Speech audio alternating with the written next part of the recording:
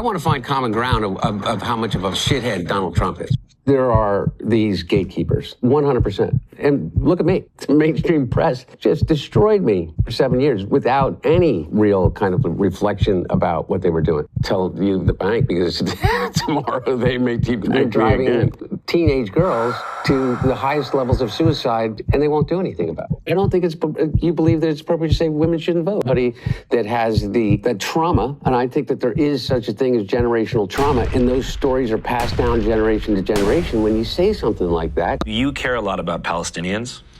Not more than I care about anybody else.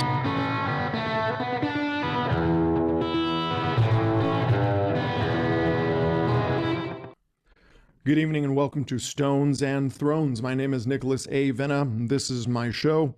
I analyze and talk about current events in society, culture, and political news in pursuit of the good things to which we can hold fast and build upon stone by stone until myself and like-minded individuals have thrones that last. Occasionally, I'll be responding to stones that are thrown at me, and sometimes I'll be throwing some stones of my own. It's Wednesday, July 29th. As you saw in the pre-roll, obviously, we're going to be talking about the Hunter Biden, Nick Fuentes sit-down. I heard you do an interview, okay, and I literally on the write-up here, is like, you were talking about how you were raised on, like, Mark Levin in high school. Right. And the thing that you liked the most about Mark Levin is how cruel he was to the callers. Mm-hmm. I don't get that. Like the joke about the cookies. You got to realize the cruelty to it. Just so you have it clear, what Hunter Biden wants you to know and understand is he's a sensitive man. This is the same Hunter Biden who you saw, let me correct myself, who you never saw say anything after Charlie Kirk got shot, publicly executed in the most violent and fantastic way imaginable. Here's another clip of Hunter from that interview. Played into the hands of the Israeli propaganda apparatus, because then they can say, hey, look, these people that oppose what we're doing in Palestine also don't think the Holocaust happened. For it's a big jump in the public perception. Listen to that one more time, because he gets really sophisticated here. It gets very smart and you don't want to lose it. Played into the hands of the Israeli propaganda apparatus, because then they can say, hey, look, these people that oppose what we're doing in Palestine also don't think the Holocaust happened. For it's a big jump in the public perception. Okay, so this is a question being posed to Nick, and the way the question is framed is, hey, don't you think you made a major mistake by questioning the Holocaust, by questioning the official narrative of the Holocaust, by questioning the number of deaths? The Israeli lobby has the ability to be like, don't listen to him. He questioned the narrative of the Holocaust.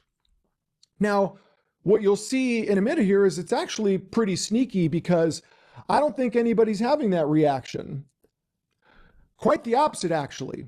I think what's really happening, and what everybody knows is happening, is since what's taking place in Palestine is happening right in front of our very eyes, and since at the same time you have lobbyists on behalf of Israel, Israel-friendly or bought and paid for politicians, Israel-friendly media personalities, or the bought and paid for massive media conglomerates that they've purchased, will lie straight to our faces about it and say, no, we're not doing that, even though you're watching them do it on video.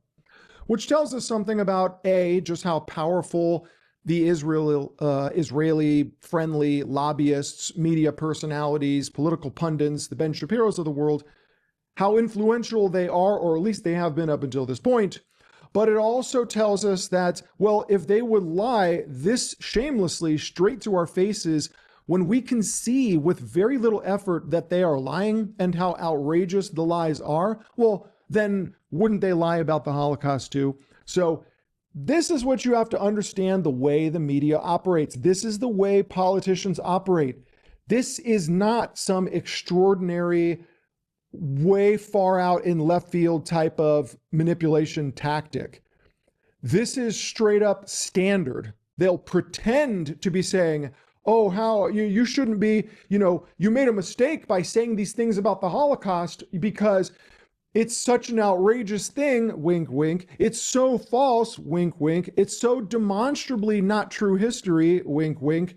Well, now when you talk about something that really is happening, people are not accepting you as credible. They're ignoring what you're saying about the Israeli lobby today, and they're ignoring what you're saying about what's happening to Palestinians today because you made assertions about the Holocaust that happened 80 years ago that everybody knows is not true. Meanwhile, they know with absolute certitude it's the opposite, which is, well, because we got caught lying straight to your face today so shamelessly, while our lies could so easily be disproven, we have unwittingly betrayed ourselves and revealed to you how much we actually hate you, how stupid we think you actually are, how lazy we view you when it comes to doing research, and how gullible we see you as when it comes to just eating up all the slop that we feed you. And now we realize you're beginning to question how long we've been doing this and getting away with it. As it relates to when you talk about Israel, Netanyahu, Likud government, what's happening now, what's happened for the past 20 years in terms of whether the funding to Israel, whether you think it is. It's really important that you make a distinction between that and Jews. Because here's the thing, okay?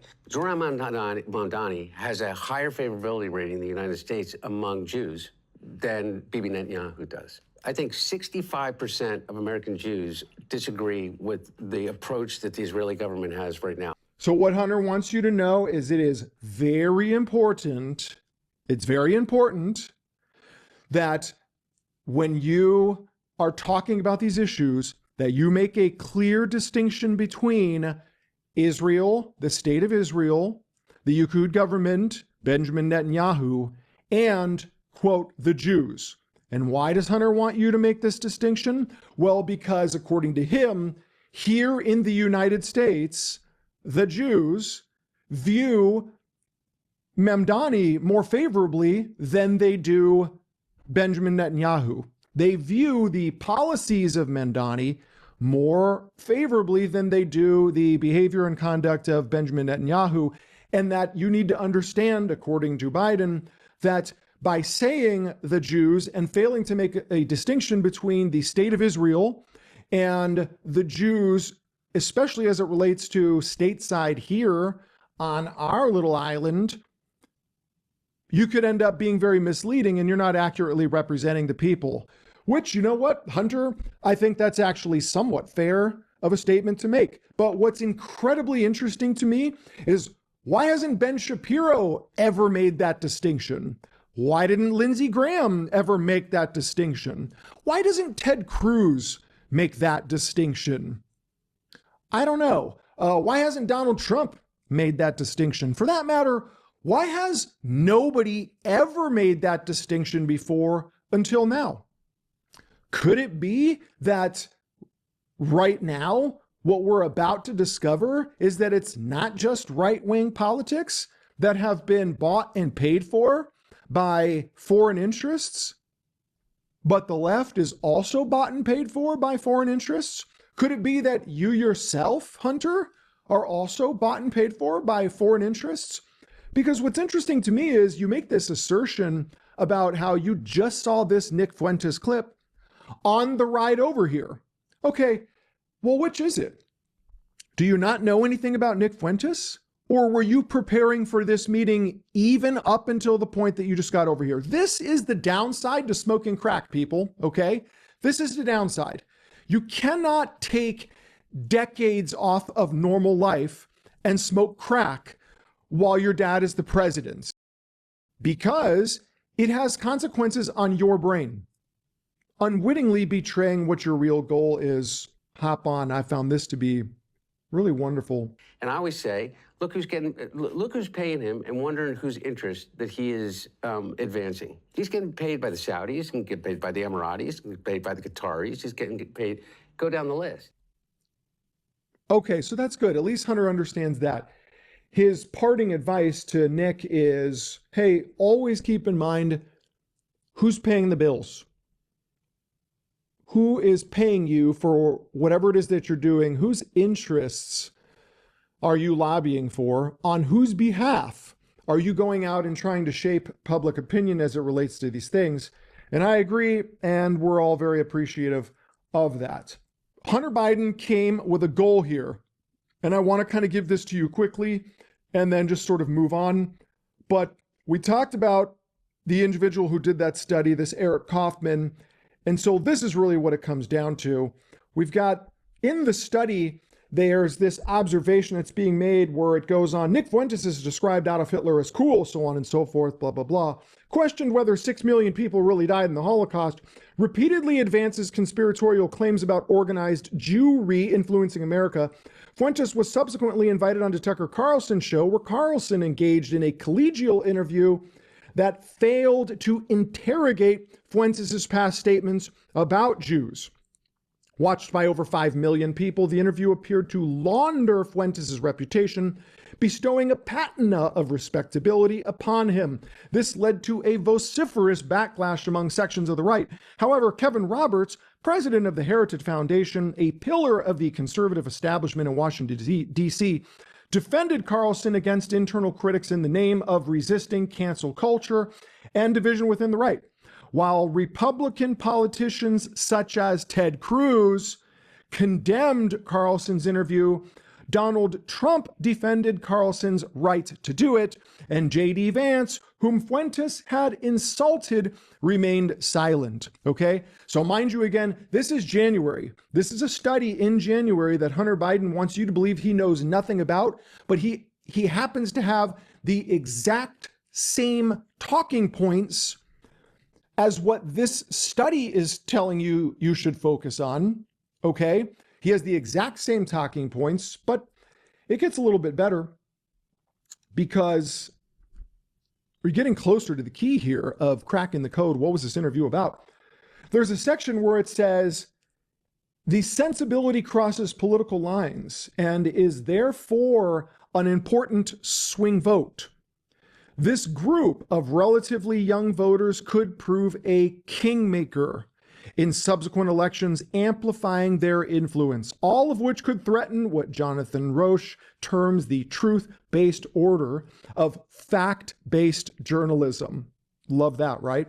Law, government, and institutions.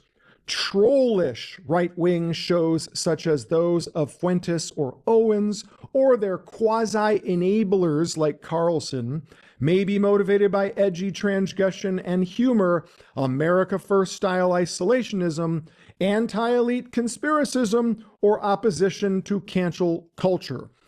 So you're getting closer to what this is really about, but you still are missing the linchpin, and I'll drop that on you at the end. But here's the key. This study says, hey, the problem here is not necessarily anti-Semitism. That might be overblown. It might be out of proportion. We got the talking point in there anyway, because what the study shows is, well, the left, when they think about Jews, they already view them more favorably here in the United States, and the left does not conflate Jews with Israel, the state of Israel, or the politics taking place in Israel. The left tends to sympathize more with the plight of the Palestinians without associating them with the Jews here in America. Okay? So the left already makes the distinction that Hunter wants Nick to start making so that that distinction exists on the right as well. But notice that you've never seen Hunter Biden, you have never seen the left say, well, how do we distinguish between, say, the scandal that's happened stateside and in other countries in the Catholic Church, for example, where you had the molestation of young boys be these acts of treason to God, treason to morality, treason even to the laws of the United States, even though not the actual law of treason, but a flagrant and brazen violation of the common sense of what would be a human good. when was the last time anybody stepped and said, hey, don't confuse this percentage of pedophile priests, which doesn't exceed the percentage of pedophile teachers. It doesn't exceed the percentage of pedophile predators in the Boy Scouts or the Girl Scouts or in the schools or in higher education or in the government or any other institution in the planet. In fact, the only thing, if there's anything at all, that differentiates them is the fact that the priesthood is entirely male, and in this case, the vast majority of the victims were male. And what they wanted you to distinguish was between these male predation of young males and their homosexual inclinations. That was the only distinction anybody ever wanted you to make. So Catholics, pay close attention. Young Catholics, pay close attention. Hunter Biden is lobbying on behalf of the interests who are paying him to do so. That's why you never heard him talk about feelings when it came to Charlie Kirk and people on the internet celebrating his death, laughing about his death, celebrating his public execution, laughing about his public execution, and otherwise making jokes and memes about the deceased. Even public employees, even employees of major news organizations, Hunter never wanted you to think about people's feelings when it came to that. Hunter himself seems to have failed to consider his own wife's feelings about being a crack addict and sticking his member into any whore he could pay for with daddy's money or Ukraine money or oil company money, basically any of the corrupt money that his family has been living on for generations. At that time, he wasn't too concerned about feelings. And even now, as a reformed crack addict, he's still not primarily concerned with the feelings of maybe his wife or his children or anything else. And which, by the way, this is not just pejorative. I'm not just taking jabs. He openly acknowledges in this interview, I was a crack addict. I basically was a man whore. And then they flash all these pictures like you saw in my pre-roll of him with all these different girls. I don't know. For any of you, if you were cheated on by your husband for like a huge span of time, if your husband basically went Charlie Sheen, only he wasn't actually Charlie Sheen, do you think it might open some wounds? I don't know. I don't know. If making a joke about the Holocaust today opens wounds for people who were not even there at an event that took place 80 years ago, do you think making jokes about something today that affected people who were actually affected by the behavior that you're joking about today, just barely a handful of years ago, with whom you still interact on a daily basis? I don't know, let's say like your wife or children. But you'll have to ask Hunter about that, okay? Because he's the one who'd have to make up an answer. Or maybe you'd have to ask his handlers or his financiers. But the key here is this interview is because what's going on with Groypers, young Catholics, Latino Catholics, because we're going to have to touch on that to wrap this up. This study says that these young voters could prove a kingmaker in subsequent elections, amplifying their influence. And why? Because they like this edgy transgression and humor. They like this America First style isolationism. They like this anti-elite conspiracism.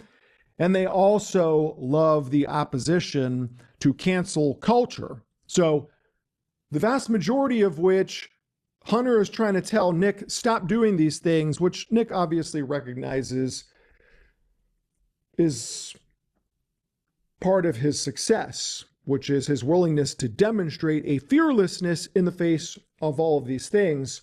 So now we got to jump into the closing, right? Here's the closeout point that needs to be made. Women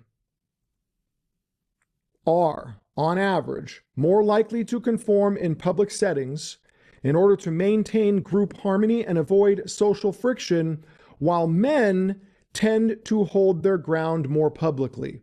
Why does that matter? Well, if you play back in your mind all of the things that Hunter said, how he wants you to be thinking about people's feelings. Young men, do you use terms like that? Do you talk the way that Hunter Biden is talking to Nick Fuentes? When Hunter talks about trauma, is that male-coded language or is that feminist-coded language? Isn't trauma the justification for all the heinous things that the feminist does to the innocent man on account of her previous relationships in which she claims that she was traumatized? When he says you need to consider the wounds and the generations of healing that needed to take place, and he's talking about the Holocaust, is he talking to men or is he talking to women? Well, I think we all know this entire interview was about women. Hunter Biden is interviewing Nick Fuentes, and he's not even really talking to Nick Fuentes. Anybody who saw Nick Fuentes interviewed by Piers Morgan, anybody who's seen Nick in his shows, anybody who's tried to psychologically profile him, and I can guarantee you many have. It's not easy. I can tell you it wouldn't be easy with someone like Nick, or at least on the surface it wouldn't be easy. But no doubt Hunter Biden and the people financing him have done their best. And anybody who's seen Nick's content would recognize that the way he reacts when people try to shame him is never favorably. He's never reacted favorably to somebody trying to shame him. If you watch his show and you watch his super chats, sometimes he might crash out over this or that or the other thing, but never so much as he does when somebody insinuates or suggests that he should be ashamed of something that he said or done. He doesn't respond well to it. Gen Z, broadly speaking, does not respond well to being shamed. And it's the generation raised more by single women than any other generation that preceded it. That is not a coincidence. It shouldn't be overlooked. But overall, there's no way that Hunter Biden walked into that interview and believed that he would be able to break Nick Fuentes, such that Nick would offer an apology, say he's sorry, or otherwise modify his position to be more sensitive and soft and understanding. No, quite the opposite. Hunter Biden walked into that interview using all left feminist coded language to virtue signal and dog whistle to these rabid male-hating feminists. And here's the best part. Out of concern that they're losing that audience, meaning the left is actually losing that audience, these rabid, man-hating feminists, to Nick Fuentes and the Groyper army that he's been building and that follows him. That's what this interview was about.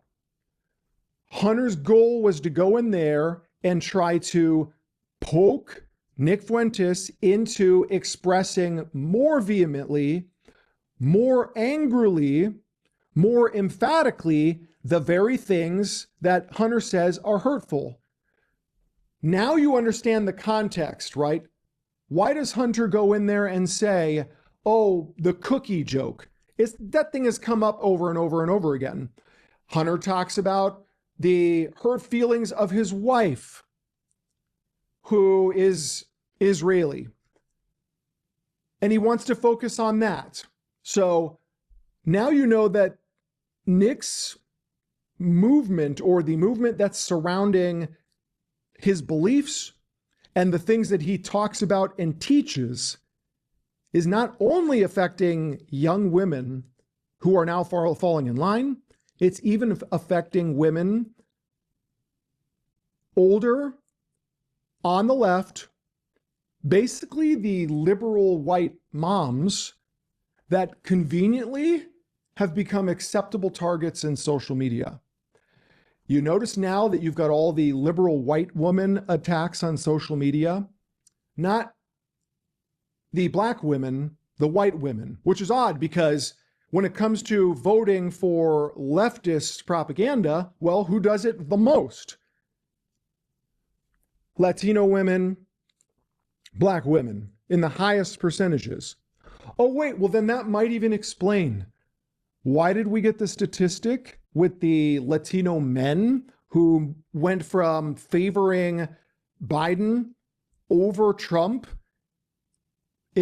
by such significant margins, but then suddenly when it came to Harris and Trump, they went in favor of Trump by even greater margins?